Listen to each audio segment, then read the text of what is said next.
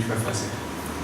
Basicamente, hoje a gente vai falar sobre os processos relacionados a causa e efeito, dentro da lei de amor, justiça e caridade.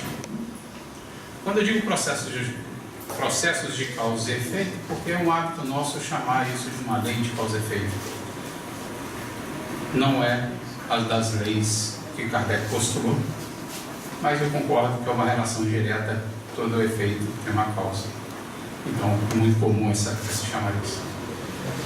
Bom, mas para começar, eu queria fazer um agradecimento dentro desse contexto causa e efeito a Cris e ao George. E foi por conta desse agradecimento, há 18 anos atrás, na UME, em cima do Centro Pedro, onde eu recebi um momento muito turbulento da minha vida. Eu tinha lá os meus 17, 18 anos e eu era um adolescente rebelde típico. E um dos recados uns puxões de orelhas que eu recebi foi: um dia a vida vai te apresentar uma conta e essa conta vai ter que ser saldada. E nesse processo da vida apresentar a conta e a conta ser saldada, isso me chamou a atenção. Foi onde eu passei a olhar para a lei de causa e efeito, processos de causa e efeito, com mais interesse e carinho. Hoje ela apresenta a conta. Realmente eu não tenho os fundos suficientes para pagar. A gente vai parcelando igual o caso Bahia, mas vamos. Então hoje aqui para mim é um prazer enorme, por conta desse cenário, desse contexto da Cris e do George. E eu não moro aqui, apesar de ser daqui, eu já não moro aqui há um tempo, e é a primeira vez que eu falo no Brasil. E falar de espiritismo no Brasil é sentir um calor diferente que a gente não sente lá fora. Então, nesse outro cenário, é uma honra aumentada ter a Cris ter me dado essa oportunidade, além de sentir esse calor, começar a pagar de certa forma as parcelas da minha conta. Bom, seguindo, para não ferir, eu peço desculpa antecipado para não ferir, caso eu venha ferir, a suscetibilidade de alguém ou de alguns, e principalmente por tocar em marcas individuais que eu possa vir a tocar. Eu digo ferir suscetibilidades e tocar em marcas individuais, porque quando a gente fala de processos de causa e efeito, para o cenário ficar menos monótono e mais ilustrado, a gente vai citar exemplos. E é comum que a gente cite exemplos relacionados a sofrimento. Obviamente a gente vai procurar os exemplos dos livros, mas existe aquela máxima, né? Citar no livro é porque é comum na vida real. Então, quando citar um exemplo que está no livro e tocar bem fundo individualmente, não sou eu peço desculpa verdadeiramente, de verdade mesmo, portanto que eu sei que isso incomoda, mas eu não faço por intenção.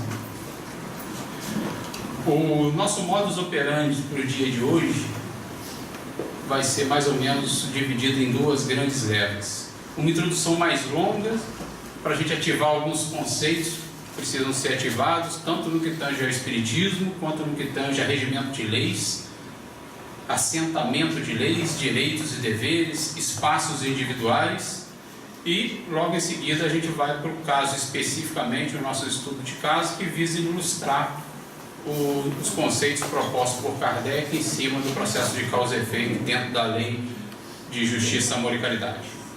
E dando norte, para que a gente não fique num processo atávico, nenhuma imagem má formatada de um sofrimento sem fim, porque não nos enganemos, santos num mundo de prova e expiação está difícil de achar. Se tem alguém, você me desculpa, não é para você a palestra. Mas se for para todos como eu, a gente precisa ter esse norte, e é um norte baseado muito na misericórdia de Deus. Foi por isso que eu pedi a música Justiça e Fé, para ser tocada antes da prece. Mas eu não sei se todos já prestaram atenção na letra dessa música e no enredo que essa música propõe. Ela está aqui. Se desculpa a dificuldade em interpretação de poemas, principalmente interpretação de Maria Elza Tiscati. Trazias o coração repleto de esperança, traçavas tantos planos de alegria, e os sonhos adornavam-te os dias. Aí veio o temporal, e o futuro trouxe a dor, a lágrima, a tristeza e a solidão. Voltaste os olhos para o céu como que a indagar, por que rolaram pelo chão teus sonhos e todos os teus planos de felicidade? Choras. Amigo, ninguém, absolutamente ninguém, semeia dor e colhe paz. E hoje, por justiça, temos o que plantamos lá para trás. Mas o amanhã está em nossas mãos, ainda bem. Persiste, acenda tua luz mesmo que doa, e segue a direção do amor mais puro, e assim veremos nossos sonhos germinando no futuro. Nossos sonhos germinando no futuro. Agora acabou a parte mais lida, essa aqui é a parte mais natural. Bom, com esse norte pré-definido, nós precisamos entender como é que Deus age nessa sopa de complicação que somos nós. Como é que é o processo de governança de Deus em cima da nossa vida? Antes de falar do processo de governança de Deus, a gente precisa definir aqui, botar num ponto máximo que o amor cobre uma multidão de pecados. A lei não é uma lei punitiva, é uma lei que é feita para que a gente dê certo. Imaginemos os mais malvados, os mais mau caráter dos indivíduos quando reencarnado. Seria algo completamente injusto se esse indivíduo, ao reencarnar, tivesse fadado ao sofrimento. Não seria algo divino, porque o divino é nos fadar ao amor, é nos fadar à felicidade. Mas a pergunta da noite é: como? Como um indivíduo que não ama e tem um passado complicado e tem um rol de dívidas, tem um rol de equívocos executados, como sair desse indivíduo que tem esse rol de dívidas executados e passar a movimentá-lo em direção ao amor? Faço um parênteses aqui para falar de amor. Amor para mim é algo que eu acho que eu sei o norte. E eu sei o norte quando eu leio alguns livros. Não é algo que eu vivo aqui. Então, quando falar de amor, eu peço perdão se faltar propriedade, se faltar aquela essência de cozinheira quando fala da comida. Eu vou falar de amor com o que tem no livro. Mas do outro lado, quando eu for falar de dor, eu vou falar de dor com o que a gente conhece na prática. Nesse viés, os processos de causa e efeito, precisamos contextualizar que causa e efeito é um enviesamento moral da aplicação da lei. E que o enviesamento moral tem o seu reflexo no enviesamento físico. O enviesamento físico seria ação e reação. Entenda que tem uma diferença sutil entre causa e efeito e ação e reação. Na prática, entre aspas, é quase a mesma coisa, mas essa sutileza a gente precisa chamar a atenção. Ação e reação é um processo físico. Eu gero uma força no corpo e tenho um processo de reação na mesma proporção. É assim também com as questões morais, com as questões dos hábitos. A questão toda, quando a aplicação é uma aplicação de lei moral, eu tenho N fatores interferindo num fator só. E quando é uma questão de força, existe a possibilidade de eu ter um fator me gerando uma reação em um sentido somente. Então, matematicamente falando, reação física é 1 para 1, reação moral, N fatores para 1. Que bom, porque quando é reação moral, a gente fala de indivíduo e nós não somos um fator. Somos vários fatores, somos várias características diminuídas, outras aumentadas pelo meio, pelo momento, etc.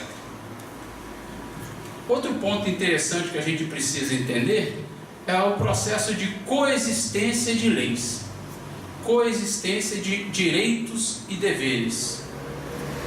Já pararam para perguntar que muitas das vezes eu tenho um direito, mas que ele é bloqueado por um direito de um outro? Que dessa forma eu passo inicialmente, deixo de ter aquela possibilidade de execução? Resumindo em miúdos, dando um exemplo prático.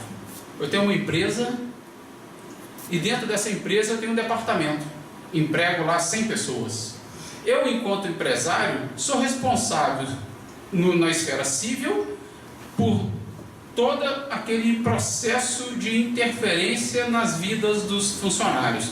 De tal forma que se eu fizer uma gestão irresponsável, vai lá o processo de governança humana, pá, você está multável aqui, apesar de tudo que você fez de errado ou de certo, porque você tem que fazer um processo de ressarcimento em cima dos seus funcionários por uma má gestão. Se isso funciona lá no Brasil, eu não sei, é assim a lei, tá?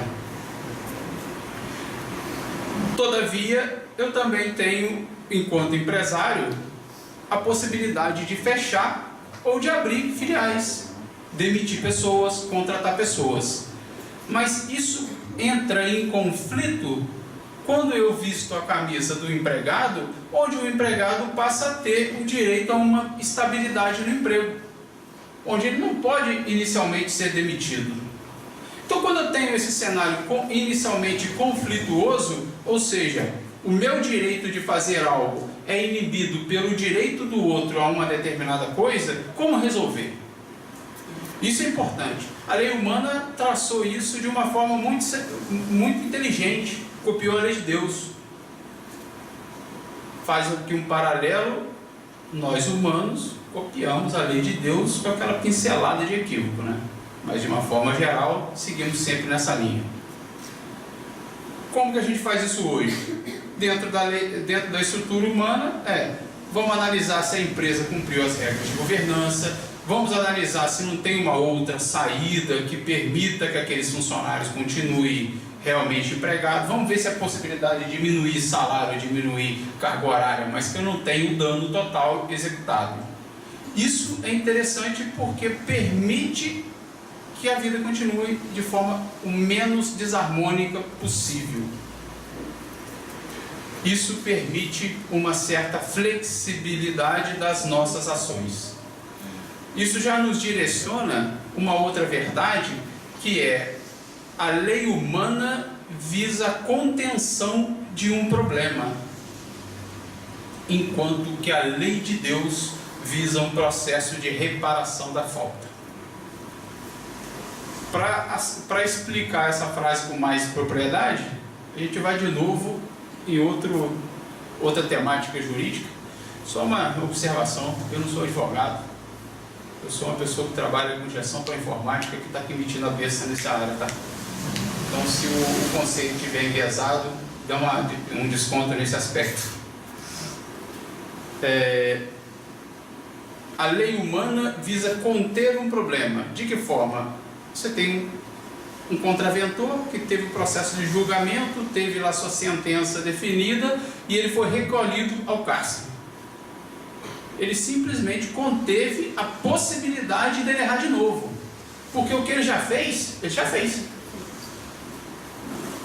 Ele assassinou alguém.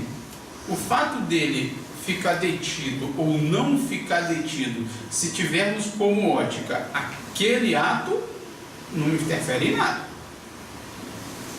Mas a lei humana pressupõe uma periculosidade analisada de acordo com o critério daquele crime, que vai definir uma pena para ele e uma proporção dessa pena. Então ele vai ficar recolhido, apenado, fica X anos, dependendo do problema.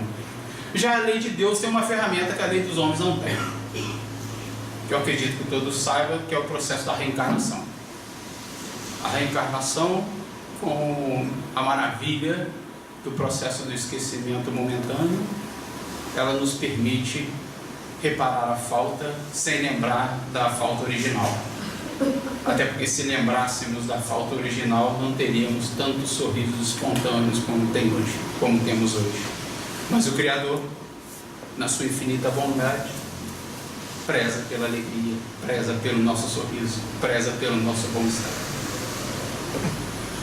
Outro conceito que a gente precisa trazer, perceba que a gente só está trazendo alguns conceitos de enquadramento de regras, enquadramento de leis, porque quando a gente for falar do processo de reparar a falta causada ou expurgar os traços da falta, é exatamente assim que Emmanuel nos passa, ou melhor, Kardec nos passa o processo. Então a gente precisa ter essa estrutura pré-formada ou relembrada. Se voltarmos um tempo um pouco mais, coisa pouca, Moisés, ou uns anos antes dele, nada mais do que 4.000 anos atrás, a gente vai perceber que naquela época existia uma carnificina. Um vizinho me roubava uma ovelha, ou eu roubava uma ovelha do vizinho. Esse meu vizinho tinha o direito a um ressarcimento absoluto da ovelha, levava de crédito todo o rebanho e matava a minha família. Então você imagina como é que era o processo do erro. Se eu erro por um X, eu vou perder tudo. Eu vou perder o X, o restante das letras do alfabeto e de quebra a minha família. E se nem assim as pessoas deixavam de errar ou não. Então era um processo que não funcionava.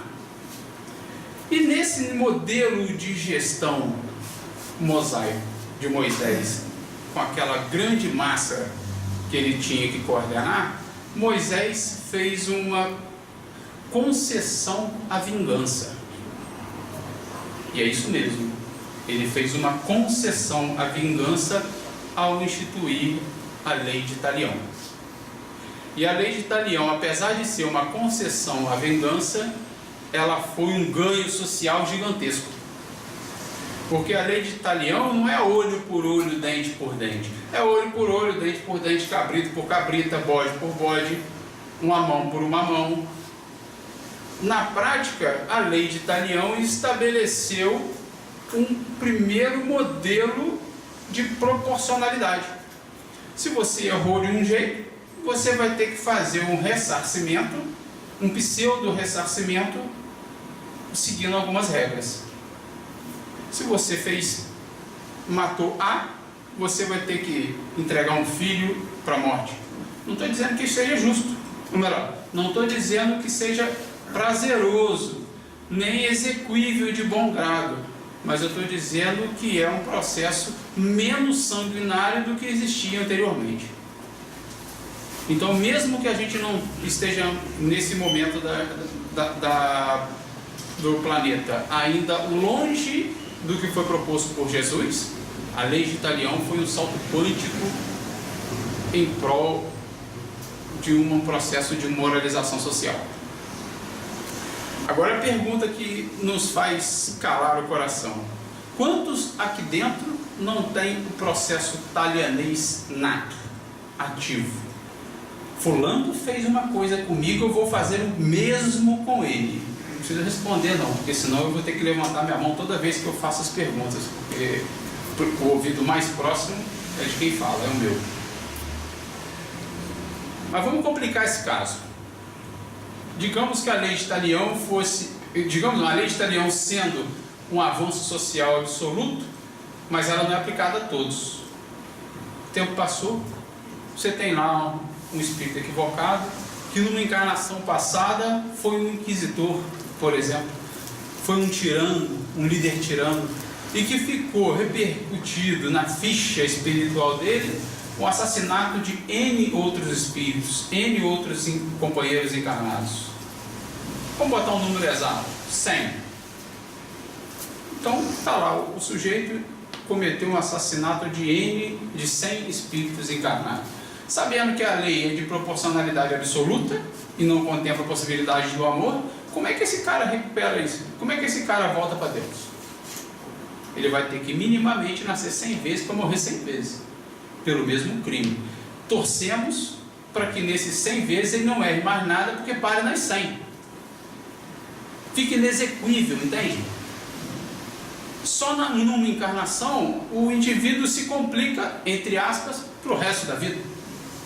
Pelo tanto de erro que a gente comete, se não tivermos a possibilidade do amor cobrir uma multidão de pecados, a gente passa a ser um fadado à falência. e fadado à falência não é uma conotação de Deus. A determinação de Deus é uma determinação para o sucesso, para o amor, para a perfeição, para a felicidade. Nesse cenário, a lei de Italião, apesar de ter sido um avanço social, ela passa a ser uma lei muito pequena, extremamente necessária. Veja Jesus. Jesus traz para esse mesmo cenário uma mudança. E a grande mudança foi uma interpretação ajustada da lei. Se perguntássemos aos da época como se faz a redenção mediante a lei de Moisés, vão dizer olho por olho, dente por dente, e não vão falar o primeiro mandamento, que é amar a Deus, que também era de Moisés. E Jesus, quando no Monte das Oliveiras faz essa correção a Marcos, se eu não estou enganado é a Marcos, e ele fala: Marcos, o mandamento da redenção, o que nos direciona a Deus é o amor. O primeiro mandamento da lei de Moisés é amar a Deus teu Pai sobre todas as coisas, etc.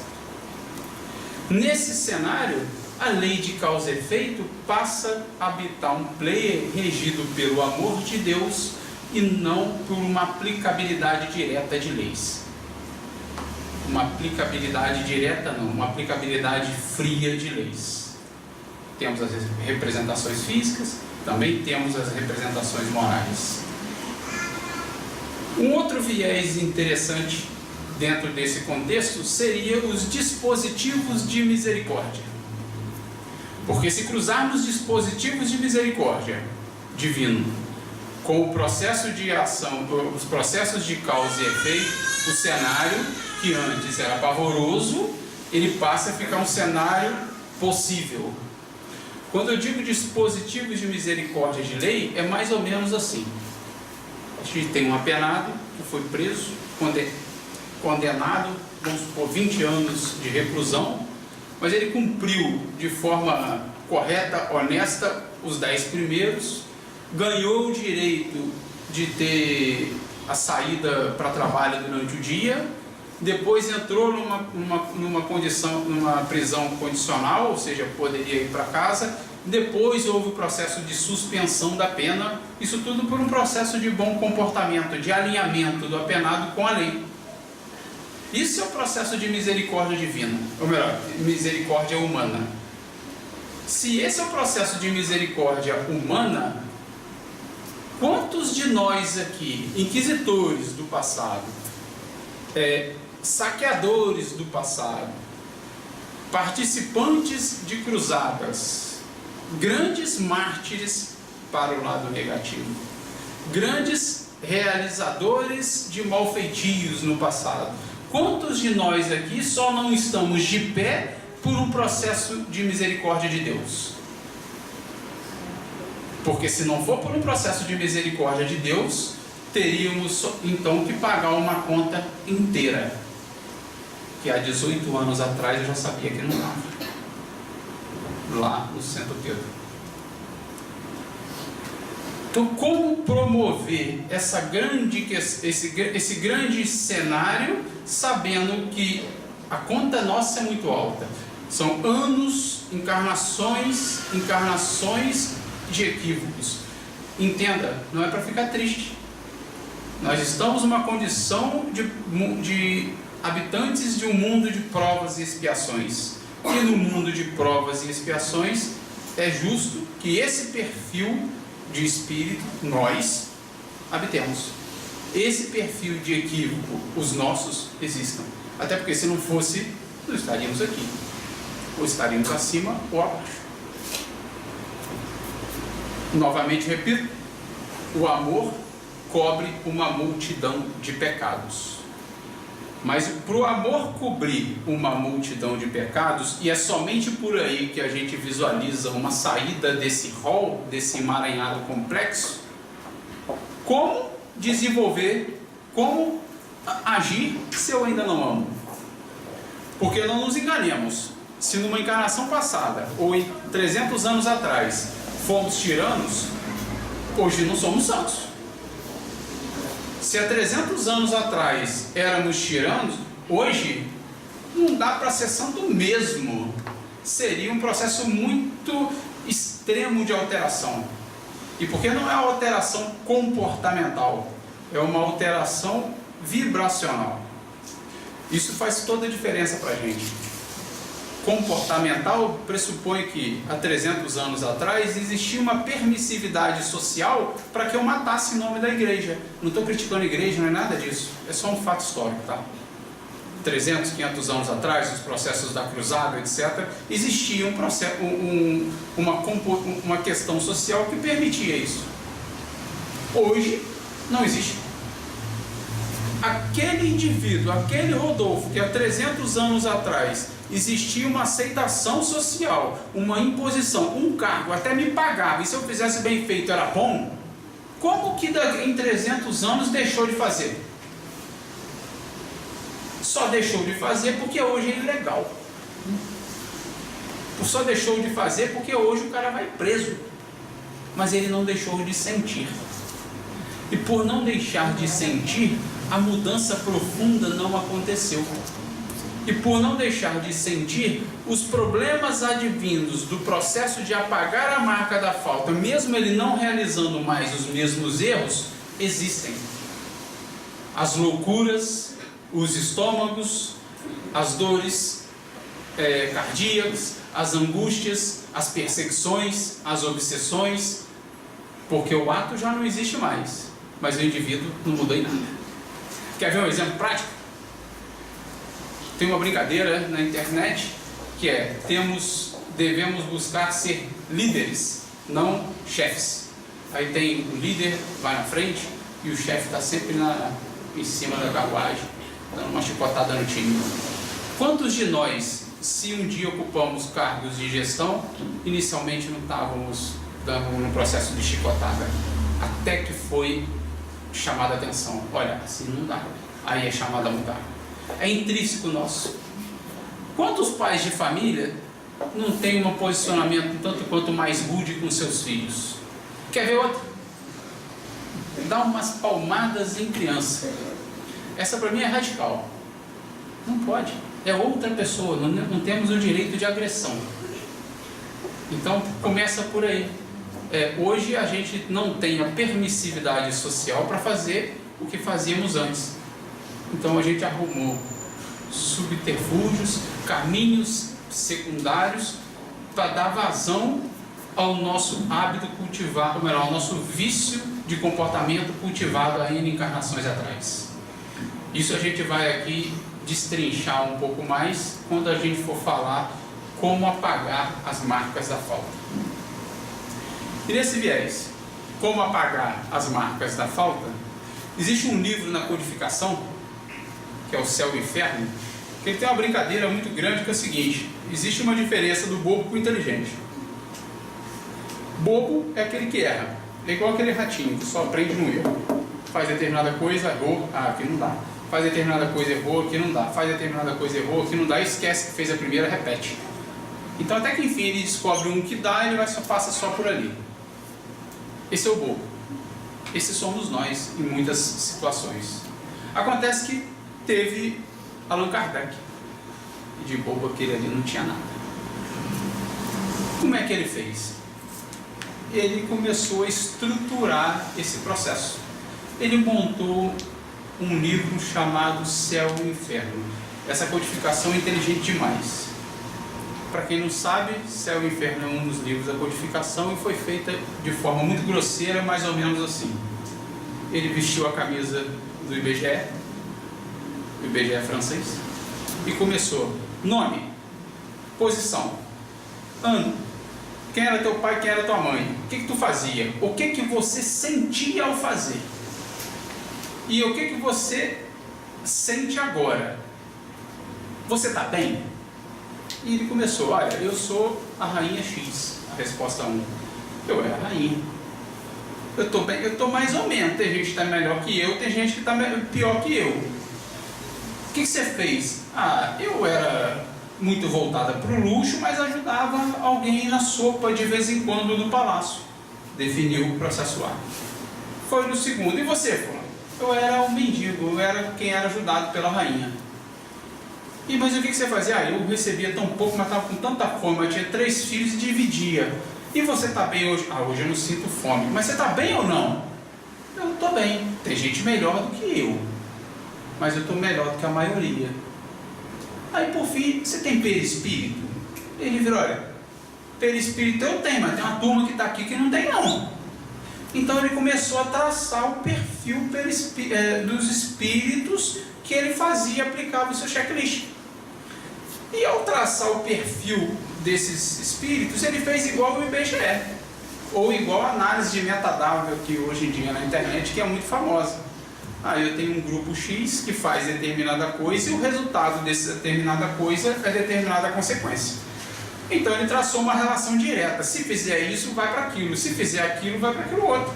E quando se traçou uma relação direta, ele falou, humanidade, eu já fiz o papel, eu já entrevistei todos os ratinhos, com todos os caminhos possíveis, defini quais são os caminhos que deram errado e qual é o caminho que deu certo.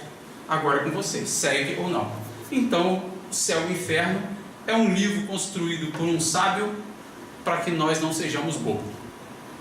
E é nesse livro que a gente tem um postulado sobre como apagar as marcas da falta. E é nesse específico item que a gente vai tratar as penas futuras segundo o Espiritismo, que seria aí dividido em 3 pontos: carne é fraca, princípio da doutrina espírita sobre as penas futuras e código penal da vida futura. Indo já direto ao ponto, Código Penal da Vida Futura, item 16. Acabou a parte da decoreba, que eu também não sei, eu só sei lendo. O processo de apagar as marcas da falta é um processo um tanto quanto intricado. É intricado porque Kardec nos descreve o processo de uma forma macro, mas como quem executa o processo são indivíduos, isso aí cada vez é diferente para cada um. Ainda bem. O processo basicamente teria 3 grandes fases: o arrependimento, a expiação e a reparação. Só que isso não é tão simples como a gente imagina. E dentro do arrependimento aí a gente traz ainda um processo de formação de culpa. Lembrando que a culpa é um ótimo despertador, mas é um péssimo travesseiro. Nós que o digamos. Como apagar as marcas da falta? Vamos para o nosso primeiro análise de caso, para ficar menos triste, ou melhor, menos monótono. Primeiro vamos analisar um caso mais direto, onde a gente tem uma ação e uma consequência mais direta. Depois a gente analisa um caso que é mais do nosso perfil. Quando eu digo um caso que é mais do nosso perfil, que é um caso um tanto quanto mais intricado, apesar do caso 01 vai ser um caso de suicídio. Estou desmerecendo qual que é melhor, qual que é pior, qual que é menos pior. É só porque um tem menos variáveis, o outro tem mais variáveis. E eu não vou fazer spoiler de livro, então eu vou ser muito rápido. O caso é o caso do Mário, do livro Memórias de um Suicida. O Mário era um jovem que tinha uma noiva, teve um problema com a noiva, e nesse desenrolar desse problema com a noiva, ele assassinou a noiva. E assassinou a noiva com as próprias mãos, nesse movimento. E isso é importante ser visualizado, assim.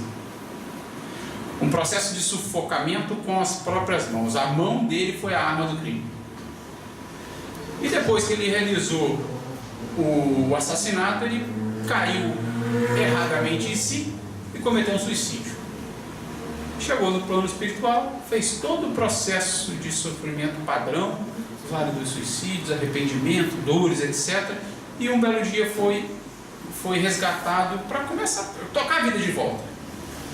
Tocar a vida de volta como se ele tivesse parado, mas começar a planejar o resgate dos equívocos que ele causou, que ele cometeu.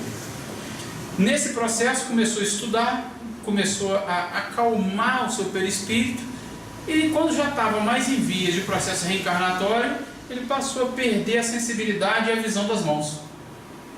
E nisso ele virou, poxa, estou perdendo a sensibilidade e a visão das mãos.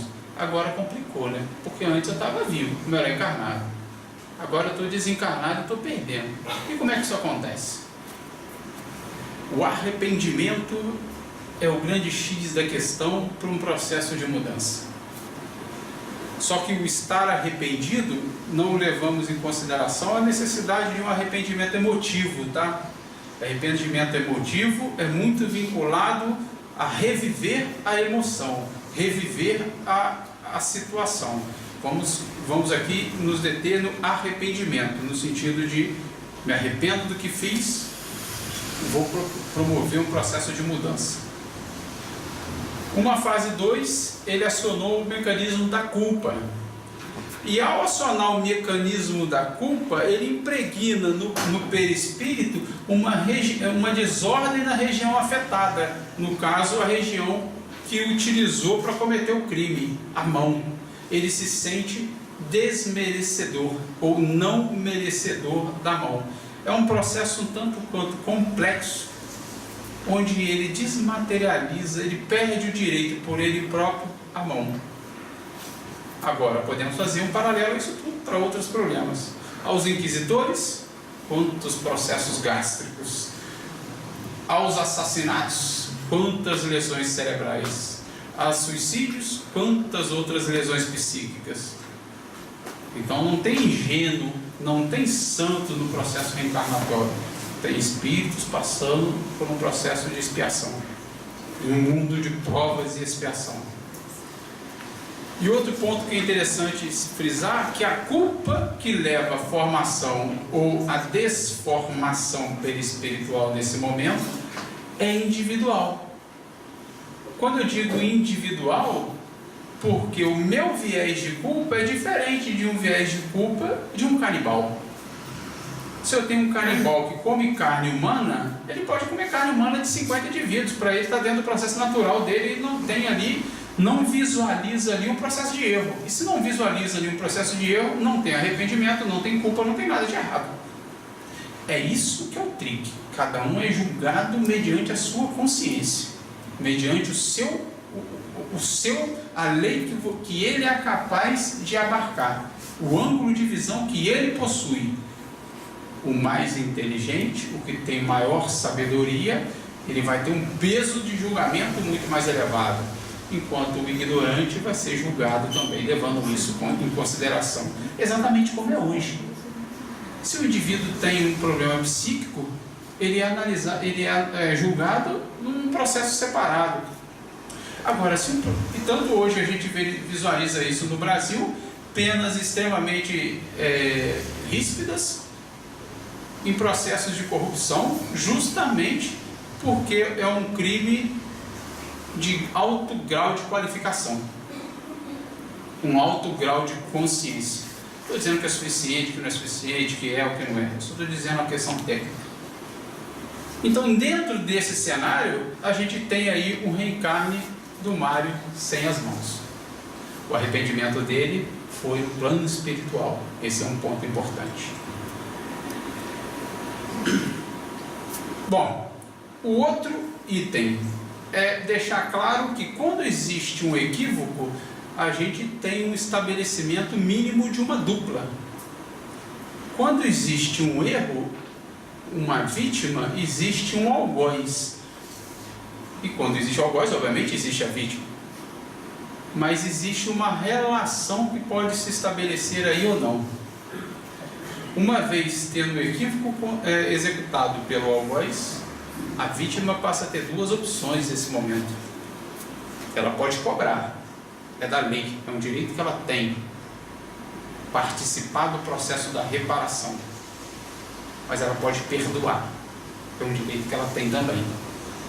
E como já disse Abigail para Paulo, no seu conselho célebre, ama, trabalha, perdoa e espera, quem perdoa se liberta. Por isso que é interessante no estudo dessa lei, que é expiar as marcas da falta causada em mim, não causada no outro, porque no outro eu não tenho direito de causar nada. Eu posso até provocar sofrimento, mas o erro está marcado no meu perispírito. Neste cenário todo, a gente tem um outro processo para ser analisado, que é um tanto quanto mais complexo, que são os nossos os nossos que são mais intricados, que são menos diretos, menos relações um para um. Pegaremos então o torturador do passado e encarnaremos o torturador hoje. Um tirano do passado com um tirano hoje. Quantos tiranos do passado não são hoje pais de famílias inescrupulosos? Quantos tiranos do passado, líderes no passado, são hoje líderes inescrupulosos no trabalho? Poxa, Rodolfo, interessante. Então você está me dizendo que todo tirano do passado vai ser um líder inescrupuloso? Não, não é dessa forma. Senão a gente estaria fadado ao insucesso. Mas é desse processo que a gente consegue fazer o vínculo para o início da reparação.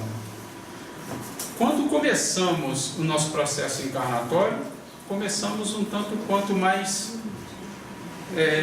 neutro, mas guardamos no nosso backlog aquela série de emoções, aquela série de vibrações advinda de comportamentos equivocados. E hoje, mesmo não tendo a permissividade social para executar os mesmos erros, a gente consegue ativar essas emoções equivocadas. Um exemplo prático é um tirano no passado, vai pegar sendo um líder empresarial hoje um tanto quanto equivocado, e quando aquela mesma emoção no passado, a mesma emoção do passado de tirania, de imposição da vontade pela força, se fizer presente no dia de hoje, aquela energia se vincula à energia do passado e começa ali o processo da falta. É o que André Luiz, no livro Ação e Reação, chama-se circunstâncias reflexas. São circunstâncias semelhantes no que tange a vibração, que faz o link, faz o elo do que a gente tem hoje com o que nós fomos no passado. E aí começa o estopim da aprovação. E começou o estopim da aprovação, não tivemos o cair em si, cair em nós mesmos no plano espiritual. E como é que faz? A gente percebe que o indivíduo está doendo, está sentindo dor, está sofrendo. E a gente sabe que chega-se no espiritismo ou pela dor ou pelo amor. Essa frase é séria para muita gente, né? Muita gente conhece essa frase, né? Então, só que temos outros mecanismos de um processo de ajustamento com a lei divina, que não seja necessariamente pela dor e que não seja obrigatório, ou melhor, 100% pelo amor. Eu digo 100% pelo amor porque se impor a mim, ame, eu já vou ter que falhar. Eu ainda não tenho essa capacidade de forma inata. Então, nesse viés, como acontecer? Como promover esse processo? A gente vai passar a proposta espírita já já. Outra questão, a grande fase, seria a fase da expiação. Expiação no sentido de purificação. E purificar nesse cenário é sentir em si a dor causada ao outro. Imaginemos que fosse um modelo baseado na lei de Talião. Sentir em mim a dor causada em outro se eu sou o inquisitor.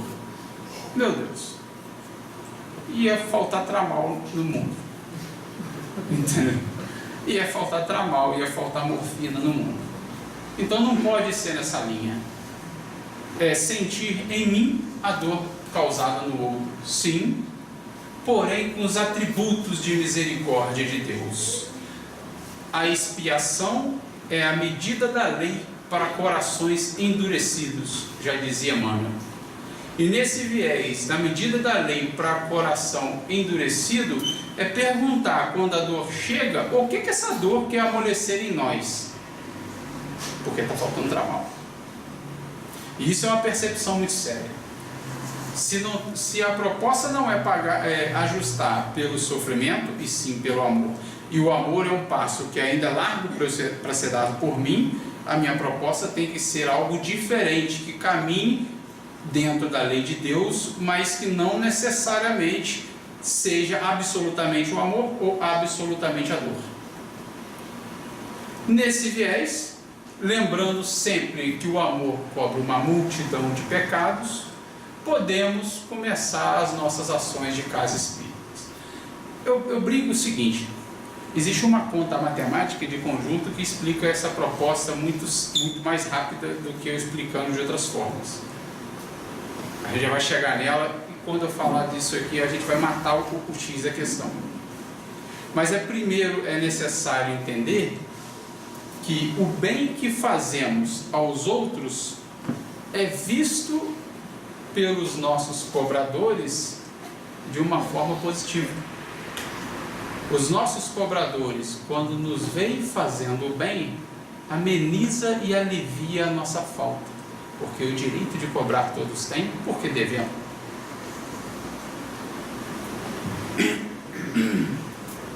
E a reparação, como a grande última fase? A reparação seria, de fato, apagar as marcas da falta. Apagar as marcas da falta em mim, apagar as marcas da falta no outro e apagar as marcas da falta na sociedade. Na sociedade é muito nos que nos cercam. Lembrando aqui um conceito de erro secundário ou erro desdobrado.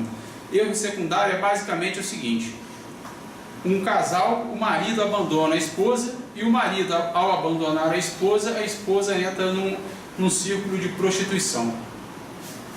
E um casal abandona a família com uma esposa e 2 filhos, e ao abandonar a esposa por necessidade financeira, começa a se prostituir, a filha se prostitui, e por conta disso tem todo um desdobramento negativo. Quando esse indivíduo que abandonou a família for fazer o reajuste desse processo, ele não tem que fazer o reajuste somente com a esposa. Ele tem que fazer o reajuste com a esposa que ele abandonou, com os filhos em consequência e com todas as oportunidades e os planejamentos que estavam previstos para aqueles filhos que eles não tiveram condição de executar. Então, o nosso viés de possibilidade de destruição sai de um viés pequeno para um viés grande. A gente deixa de ser aquele estalinho de criança, passa a ser uma bomba atômica para brincar com a vida dos outros. E isso é interessante porque eu sou responsável diretamente por alguns e indiretamente por muitos outros. E nesse caso, a gente tem um outro, que é a expiação causada em mim, a dor, entre aspas, sana em muitos casos. Mas a dor não muda o meu perfil comportamental. O tirano continua tirano, mesmo que ele não tenha direito mais a fazer tirania. No outro, quantas pessoas a gente já não visualizou que do nada cresce uma vontade gigante de montar um lar de criança. Eu quero ter uma creche. E do nada transforma a casa dela numa creche de 10 crianças, 5 anos depois 20, tanto tempo depois 30, e você fala, meu Deus, para que tanta criança? Ninguém explica, mas a pessoa sente. E quem somos nós para recriminar? E na sociedade, o maior exemplo disso é a parábola do filho pródigo, quando o pai dá o anel ao filho e faz a festa. Mas nisso tudo, a gente só estaria mostrando o processo trazido por Kardec, e a gente não estaria trazendo a proposta espírita. A proposta espírita, além do processo de ajuste, é o tirano de antes não ser mais o tirano de hoje. E é onde a conta nossa aqui sempre entra. Se eu não tenho a capacidade de amar elevada, eu posso definir ações do meu dia a dia que mude o meu psique. Pô, Rodolfo, o que é isso? Se eu tenho 10 pensamentos por dia, sendo que desses 10 pensamentos, 9 pensamentos são sexualizados, eu tenho aí um indicador de 10% pensamento ok e 90% de pensamento não ok.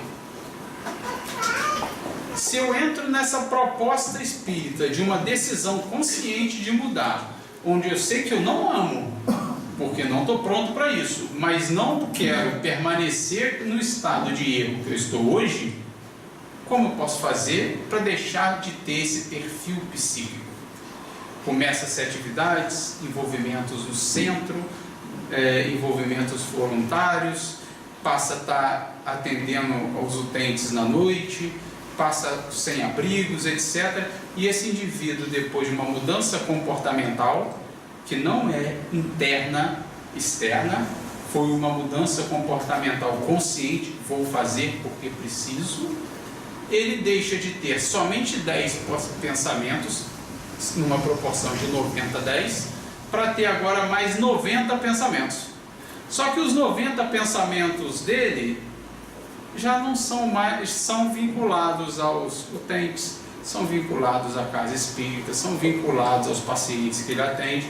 Então são 90 pensamentos alinhados com a doutrina ou alinhados com o Cristo.